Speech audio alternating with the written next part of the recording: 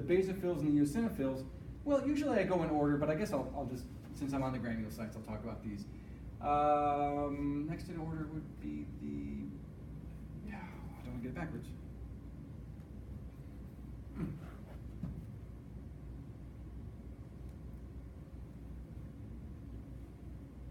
Eosinophils, yeah.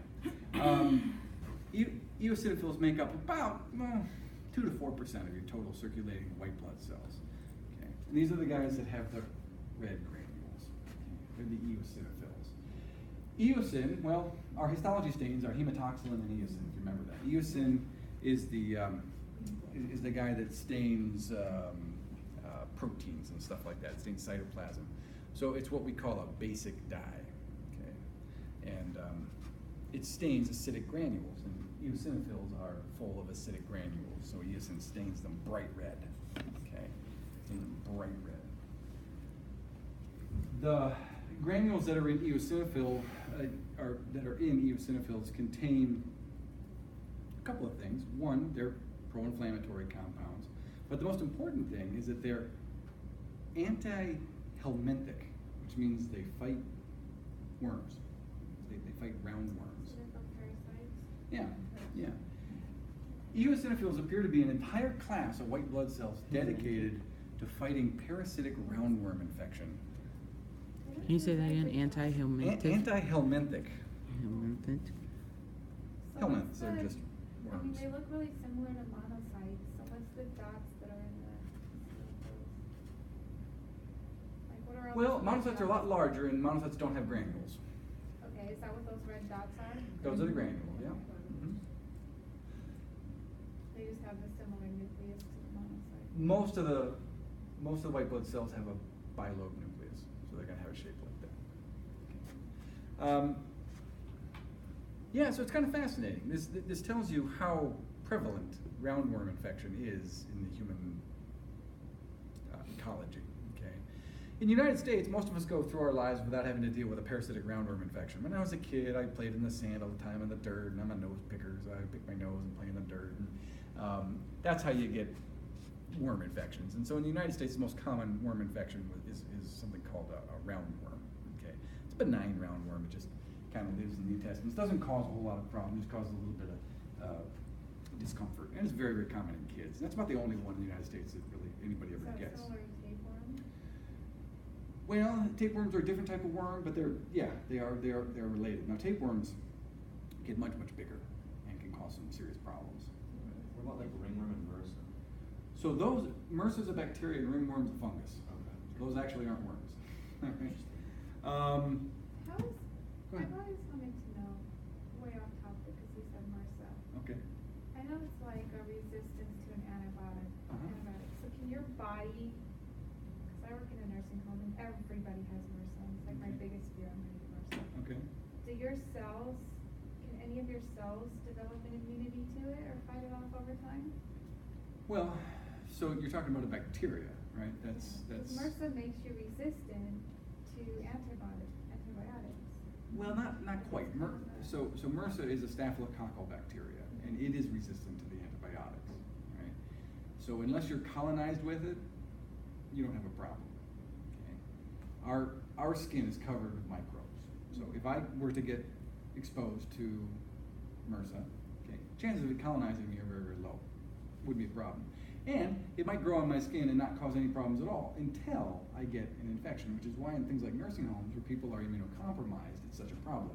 Because those are people that are having opportunistic infections. And then they get an opportunistic infection with a resistant disease, it's hard to cure. So I know when we go in there, we have to wear like full body suits. Right, and the reason for that is because they don't want you to transmit that to somebody else. It's not as much to protect you. Okay, you're unlikely to get it. Okay, it's not some. Now I'm speaking in general terms because there are some pathogenicity factors that the bacteria can also pick up where they become more aggressive. Right, but thankfully Staphylococcus aureus is mostly just an opportunistic pathogen. It doesn't cause infection. It'll only cause an infection if you get damage to your tissues or if you're compromised or you get a really large inoculum dose, like you got stabbed with a needle that was covered with pus from that.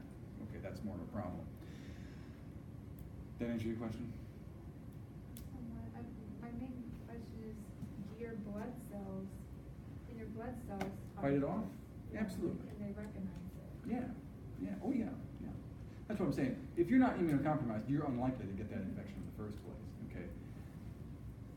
If you're somebody that maybe doesn't bathe often and is subject to a lot of stress and like it happens in sports clubs and stuff like that, where you get abrasions and things of that nature, now you might get an opportunistic infection. And then it might be harder to treat. Okay, so eosinophils are there to fight roundworms. Let me talk about the basic. Oh, one more thing that eosinophils secrete that's going to be really, really important. These granules contain a chemical called histaminase. Allergies. Right, now in this case though, don't confuse it with basophils, which we'll finish up with here in a sec. Histaminase.